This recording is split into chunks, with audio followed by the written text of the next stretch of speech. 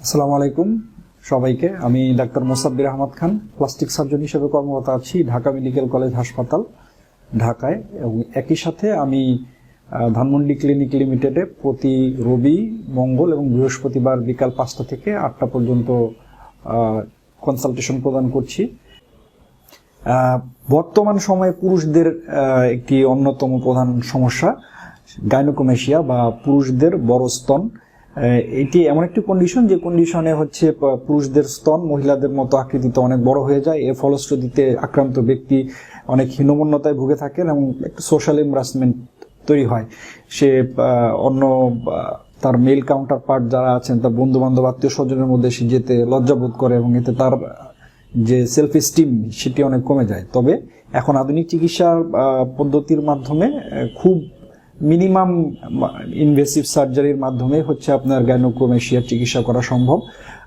এর চিকিৎসার আগে আপনাকে একটু গাইনোকোমেশিয়ার কারণটা সম্পর্কে একটু জানতে হবে। তো বেশিরভাগ ক্ষেত্রে আমরা যে কেসগুলি পাই, গাইনোকোমেশিয়ার একটু বড় কারণ হচ্ছে আসলে ইডিওপ্যাথিক আমরা বলে থাকি মেডিকেলের ভাষায়, অর্থাৎ এর মানে এক্সাক্ট কোনো কজ খুঁজে পাওয়া যায় না। তবে কিছু রিস্ক ফ্যাক্টর রয়েছে, যেমন যদি অবিস ব্যক্তি অর্থাৎ অতি স্থূলতা যদি কারো থাকে তাহলে তার গাইনোকোমেশিয়া হওয়ার একটা সম্ভাবনা থাকে। হরমোনাল ইনফ্লুয়েন্স একটা বড় একটা ফ্যাক্টর হিসেবে কাজ করে।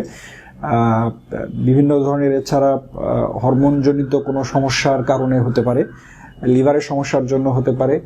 এছাড়া ড্রাগস আরেকটি, বিভিন্ন ধরনের ওষুধ আমরা খেয়ে থাকি, বিভিন্ন ওষুধ রয়েছে যে কারণে কিন্তু আপনার গাইনোকোমেশিয়া হতে পারে। চিকিৎসার শুরুতে হচ্ছে একজন চিকিৎসকের শরণাপন্ন হলে প্রথমে আমরা সেটি কি কারণে হয়েছে সে কারণ খুঁজে বের করার চেষ্টা করি। যদি কারণ খুঁজে না পাওয়া যায় তবে সেটিকে আমরা ইডিওপ্যাথিক গাইনোকোমেশিয়া বলে থাকি। এবং বিভিন্ন চিকিৎসার বিভিন্ন স্তর রয়েছে।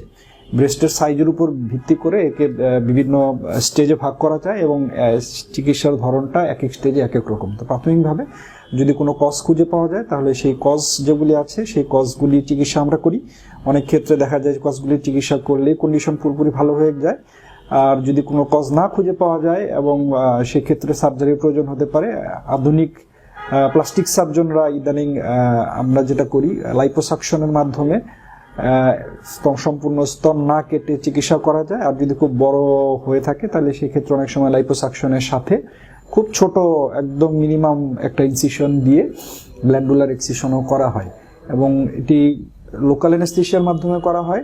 এবং যেদিন অপারেশন করবে সেদিন অপারেশন পরবর্তী মাত্র কিছুক্ষণের জন্য হসপিটালে থাকতে হয়।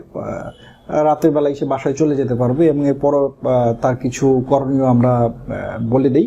সেটা যদি সে ঠিক মতো ঠিক করতে পারে তো খুব দ্রুতই সে তার স্বাভাবিক কাজকর্মে ফিরে যেতে পারবে।